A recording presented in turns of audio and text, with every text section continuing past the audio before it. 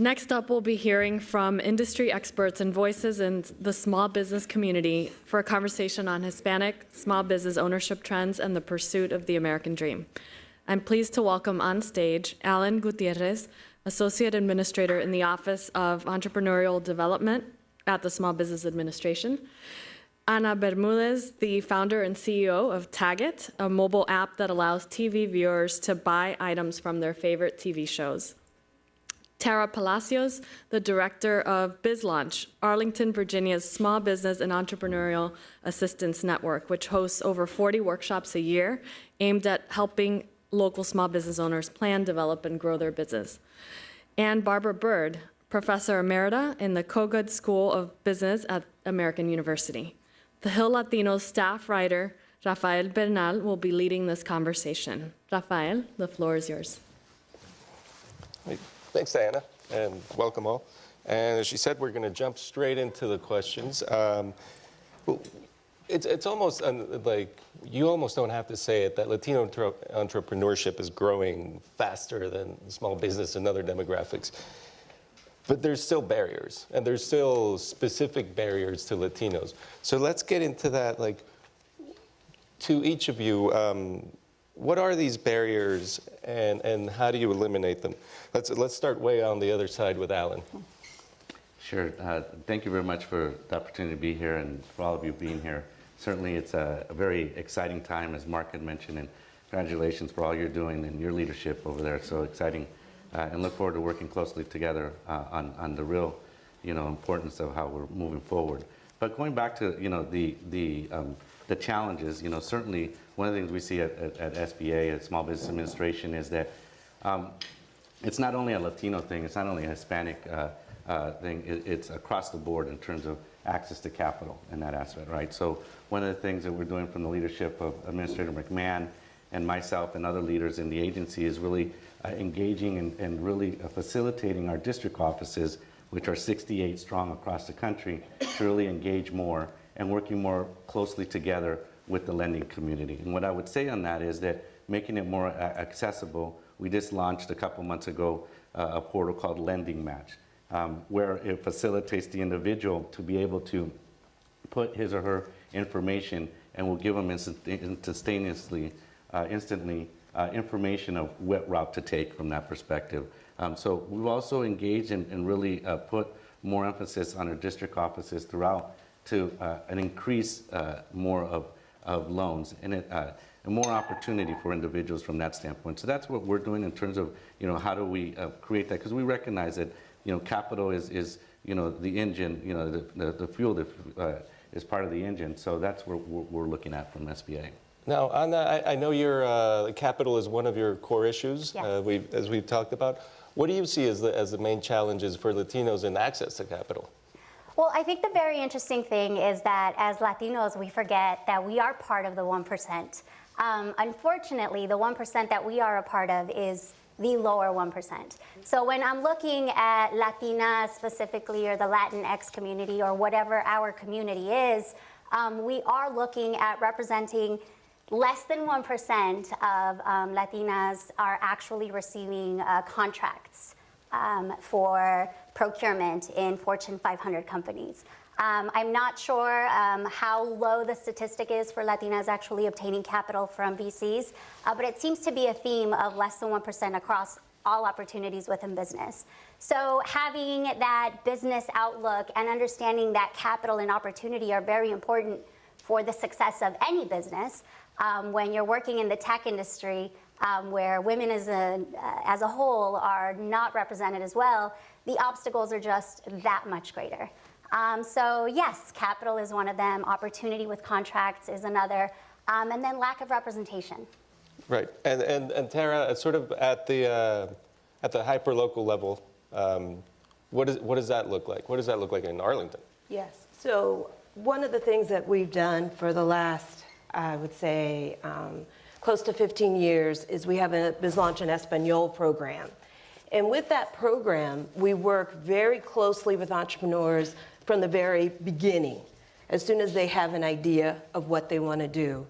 And then we go in and let them know from a logistics standpoint where the opportunities are, where the trends are, where the risks are. How do you access capital? Who's lending?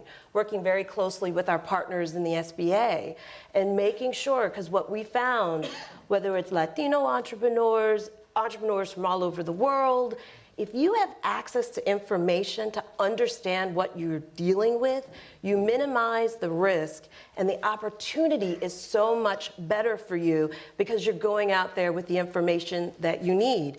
We say it's a success even if you don't start a business because you haven't invested thousands of dollars into something that's not going to work. And with our Biz Launch in Espanol program, because we're focusing with and on Latino entrepreneurs, we've hit over 15,000 people have come through our doors. And when we were able to touch them with this information, the likelihood of them going on to succeed is that much higher. So from a local perspective, we're extremely supportive of the businesses that are here in our community by providing them with what they need to succeed. Now, Barbara, in your research, is that information getting down to the small business owners, or is there a split in who's getting good information to get to either grow or start a new business? Well, my research first attempted to take a representative sample of the Latinos in the Washington, D.C. area, which is blessed with 7 subpopulations of Latinos from Central America, South America, and Mexico. Because we thought maybe countries of origin might make a difference. But we didn't get a sample that was truly representative because it's hard to find Latino entrepreneurs in the Washington, D.C. area or anywhere else. So the sample that we got, one of the things that we found was that it was overrepresented with South Americans as opposed to Central Americans, underrepresented with countries like Salvador, Guatemala, and Nicaragua, because it was obtained through the Hispanic Chamber of Commerce, which is more high potential. People are high potential. They're more likely to have gone to Biz Launch. They're already high potential candidates. So I think that there's a split between the unknown 1% in this community, which are the single operator business that's operating out of a home. The other thing we found was that something like 30% of even these high potential entrepreneurs had a business plan.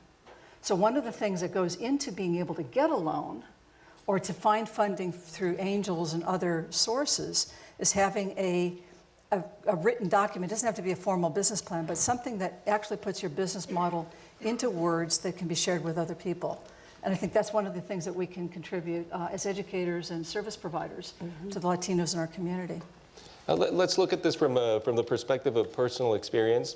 Anna, you started a business, and correct me if I'm wrong, but you started first with self-funded, Yes. and now you're helping get capital to other people. How do you contrast those two experiences? Well, I really do think they're related. I came from the finance industry understanding that capital is essential for business. Without capital, there is no business.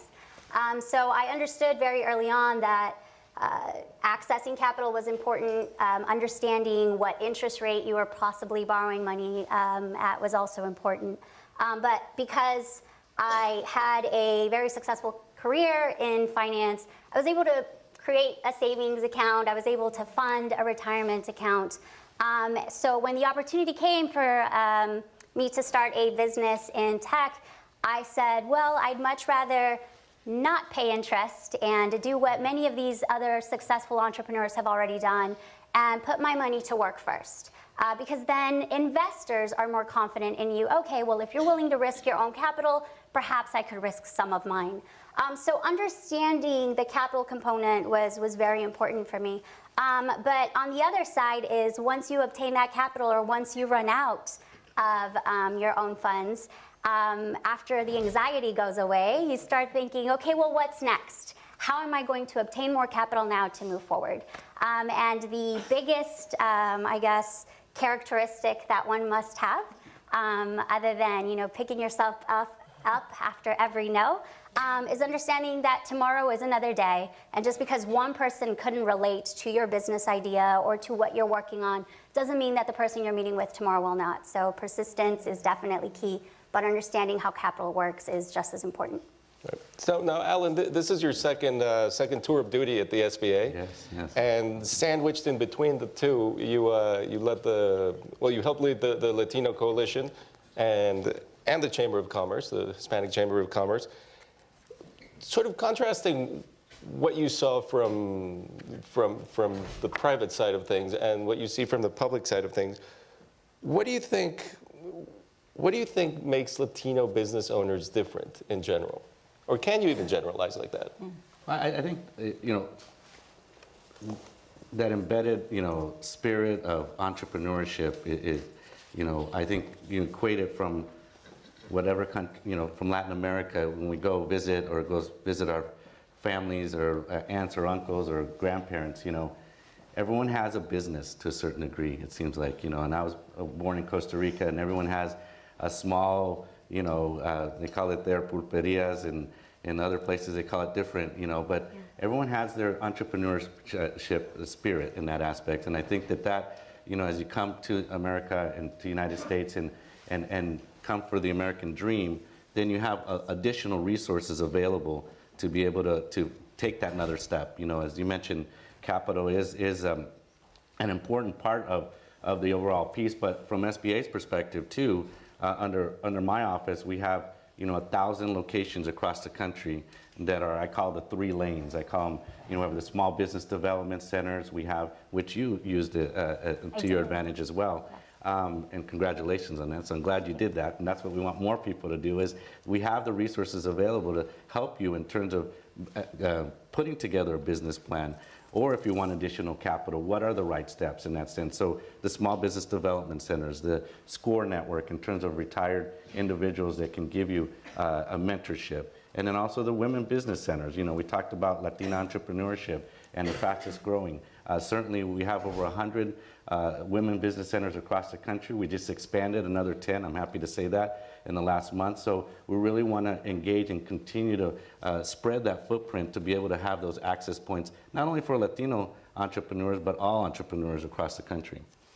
So we're basically talking about there's certain rules and regulations that maybe for immigrants such as ourselves, you can say maybe they weren't present and they facilitate the creation of business. But Congressman Espaillat earlier was also talking about how it's sometimes hard for small business owners to follow these rules or to even know what the rules are.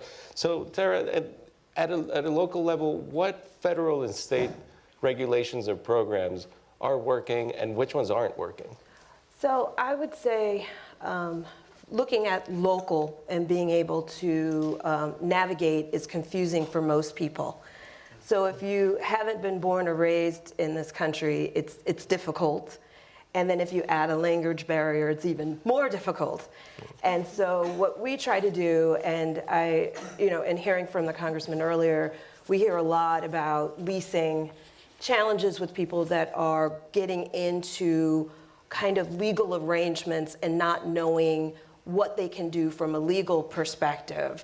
And that's why earlier when I was saying the more you could come to us as early as possible, whether it's mentorship through SCORE, whether it's the SBDC, whether it's economic development, come to us and learn what those local rules are, because sometimes we'll get people on the back end and they've invested and saved their money, and then they find themselves in a quagmire. And it's harder to negotiate out of that or navigate out of an issue once you're in it than if it's an idea and we can say, you can do this use in this space, or this strategic plan, you might want to tweak it based on a certain tax or regulation.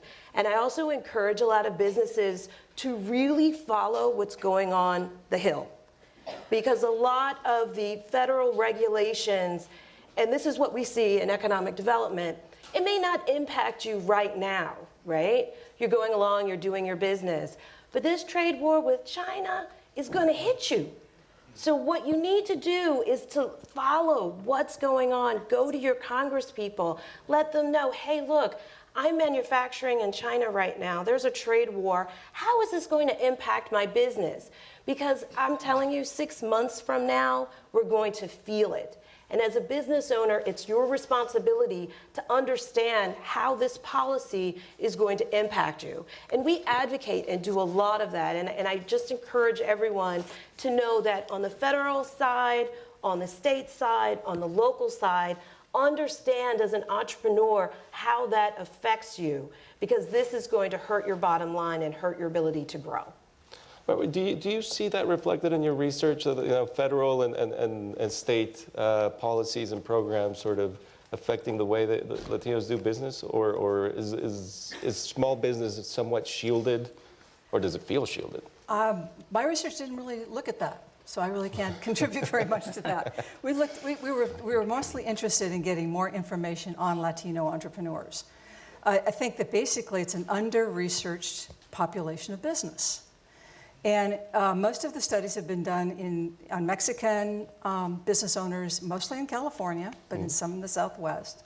There's been a study of Latinos in Chicago, but we felt that there's a number of new gateway cities that Latinos have migrated to, Washington, D.C. being one of the richest in diversity, that we really need to get more information about what, not only the issues that entrepreneurs face, but what they bring with them in human and social capital, and how they utilize their human and social capital as well as their financial capital to start a business and then eventually grow the business and then have that business survive. So I don't think I didn't study the laws or regulations, but trying to get access to the population of Latino entrepreneurs. We know that there's a lot of millennials, nearly 40% of Latino businesses are started by millennials. Is that a cause for optimism? And I'll leave this question open to including you, Barbara, whoever wants to answer it. Yeah, I was going to go back to the trade comment there. In terms of it, I think, international trade is important, right?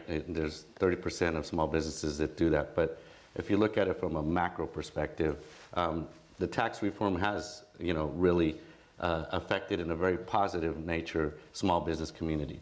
Our administrator, she's been on an Ignite tour visiting across the country and sitting down with small business owners across the country and getting that one-on-one perspective, really, local perspective. And overwhelmingly, they have seen that the tax reform is benefiting them, benefiting in terms of opportunity for investment, opportunity to hire more individuals. A friend of mine who owns a microbrewery down in Florida, he was able to buy, more machinery and then in that respect, hire 2 additional individuals. If you look at that from a perspective, so there's more enthusiasm, they're more positive in terms of overall in the small business community, all that. And the millennials, that's an important part too. It's something that we're looking at as well too, is how to SBA in terms of making it more 21st century, right? Not only from the feel and look and how you guide through our website, but what are the things that we need to look at to be more out there and more innovative in that aspect, from digitalization, from access, and more partnerships too, I think is important as well. Well, I think... Go ahead, please. Briefly before we take some questions from the audience. Absolutely. The exciting part about the millennial generation being more into entrepreneurship, I think is very, very exciting, because it sets a tone and a pace for the even younger generations. And from experience, and my world is very limited to my big family, which sometimes seems like it is the world, but through that experience, I was able to see that the older generations weren't as easily taking that risk. They weren't thinking, let's take that risk, let's cut off our income and see where this goes. So seeing an uptrend is certainly exciting, and for me especially, because the more members of our community that are entrepreneurs, the easier it'll be for us that are already entrepreneurs and the people that are thinking about entering entrepreneurship. My study found that, again, these were high potential Latinos that came through the Hispanic Chamber of Commerce. A good third of them were self-employed. So I get this also from this entrepreneurial student body at American University, that many of them are not interested in hiring anybody. They want to have what's called an income substitution, as opposed to a business that's going to hire other people. So there is a self-employed population, and a good third of these people didn't employ anybody but themselves. And then of those that employed people, most of them had fewer than 3 employees. So these are not businesses that were hiring a lot of people, except in the construction industry. That was big. The biggest businesses were in that area. So I think the millennials are interested in working for themselves, not necessarily having to deal with the legal issues of hiring other people and all the complications of that process. So. Let's see if we have any questions from our audience. We have one right here. Maybe we need a microphone.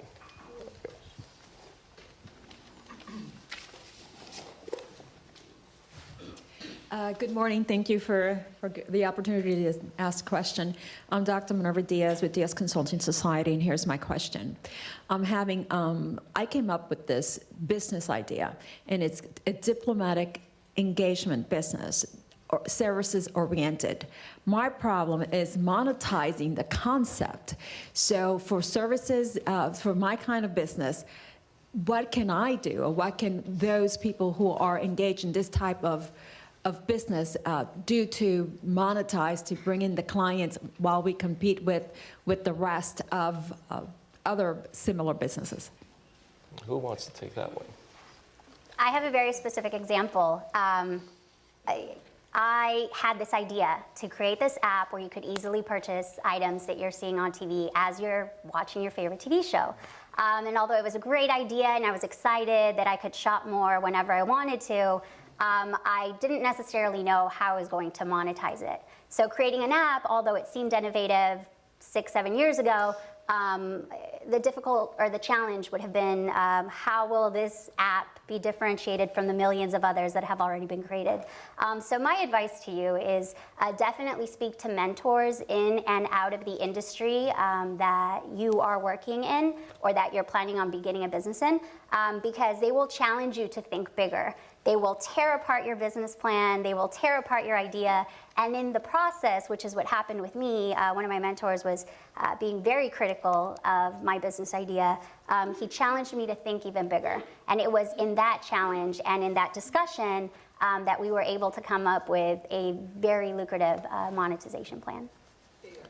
Exactly. Tara, I feel you had Yes. I concur with Anna. Definitely engage a mentor, especially when it comes with pricing. Sometimes what I find, especially with women entrepreneurs, is that we look at lowering our prices or not having the correct price where you can make money. And one of the things is know your value, know your worth, know what you're doing, and ask for it. And you keep going until somebody says yes, and it just evolves from there. And there are some in the DC metro area, and I know around the country, there's some amazing people that would love to be able to help you with your endeavor. We're open. We work with people whether you're from Arlington or not. I think that's what makes us different, because what we found is as our businesses grow and they do well, our community does well. So your community is also invested in supporting local and making sure. And I think a lot of entrepreneurs many times feel that they're this individual and I must fight this on my own, you know, and you're there and you're trying to figure it all out. No, reach out, ask for help, and you'll be surprised at all the yeses that you get as your business grows. I believe we might have time for some more questions. We have a lot of them. I saw, hey, this gentleman back here raised his hand first. Hello, good morning. Thank you so much for speaking with us. My name is Carlo Aragon, and I'm from New Mexico. But I started a business in the Sultanate of Oman, and I had a question about tandas, lending credit. So in the Sultanate, it's completely normalized to ask for credit or for funds from people in your community and put it in a big pocket of money and to help fund your business. But what do you think about the normalization of sort of tandas here in the United States? I don't know if you've heard about this as well. It's popular in Latino communities, but a lot of it's a community-based funding. What do you think about the normalization of this in order to get funds? You said tandas? That's when money is put together. Bundled together? I would, with everything from entrepreneurship, investigate it and see who all is part of this group and what is the likelihood to get a return on investment. I think that in 2018, creative funding and financing is the way to go. most people are more challenged to get traditional lending because of the qualifications and all the things that you need to have, even with investment. And so some of these creative ways, and we're seeing more people doing funding that way, friends, family, different types of co-ops that are coming together to bring in more people, so the likelihood of you being able to succeed is that much higher. So I'm for it, but I caution in that you want to do as much investigation and to see who has been funded in the past, so that the likelihood of you getting that return on investment is much higher.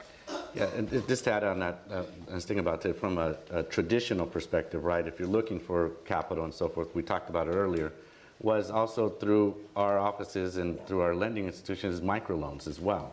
So think about that from that perspective, because that, for right now, so far in the fiscal year, 17%, close to $5 million have been already allocated in the Latino community in terms of microloans. Yeah. And that's a loan up to $50,000. There's other parts too, the other loans that are available as well, but if you want to, on the traditional side, because remember, one of the things that we do with the lending community is that we back up a certain percentage, so it's a guaranteed loan. So that is always, if you're having a hard time or a challenge getting a traditional loan, that's where SBA and us working with the lending community gives you that opportunity from that risk factor that a lot of times as an entrepreneur, the banks or the lending institution, do a little bit more scrutiny on us in that aspect. Yes. We have a couple more probably. Right here. Hi, good morning, everyone. Oh, it's loud. Okay, so my question is about, I guess, kind of schooling. I'm turning 20 this year, but I mean, what is your opinion on, if I want to start my own business, I mean, do I really need to go to school? Do I really need to have a background in some kind of field to begin, because, I mean, I really want to go to school, but I mean, if I have to get into debt and all of that, is it really worth it in the end? Tie that into the point you made, Barbara, earlier about maybe it's a change in the labor market. We're doing things differently. Well, I'm a retired professor. Okay, so I've already made my income from the university, and so I'll go to what I said when I began my career. I used to tell my students, if you want to come to school, wait until you've started and you have problems, and then come to me. But right now, the education has advanced a bit, and it is now much more dynamic and hands-on. And I would suggest that anybody that wants to start a business read the book called Lean Startup. Mm-hmm. It's a way of working through the pivoting of your business concept. And then once again, the reason to go to school, maybe not to learn about entrepreneurship, but to meet your fellow classmates, your future partners, your future investors. That's the value of going to a classroom with real people to get connected. I think you wanted to add a point to that? I'm just very passionate about education within our community. It's an issue that I always say, the more you know, the better. I could not be a business owner today. I certainly could not be an entrepreneur in tech if I did not go to college and receive my degree. It helped me. I studied finance. It helps me understand capital markets. It helps me understand interest rates and the cost of doing business. But more importantly, it taught me discipline. Being an entrepreneur means constantly learning, teaching yourself new things, because there is no one point in time where you know it all and are 100% prepared. So you have to be open-minded to constantly learning and putting yourself in situations where, yes, you will incur debt. Yes, you will have to learn things that you have never even heard of. But that's the beauty of entrepreneurship. That's what helps you grow. And had I not gone to college, had I not invested in my education, I would not be here today. I think it's healthy to end this on a hurrah for education and entrepreneurship. We can all agree on that. So thank you all for being here. Thank you all.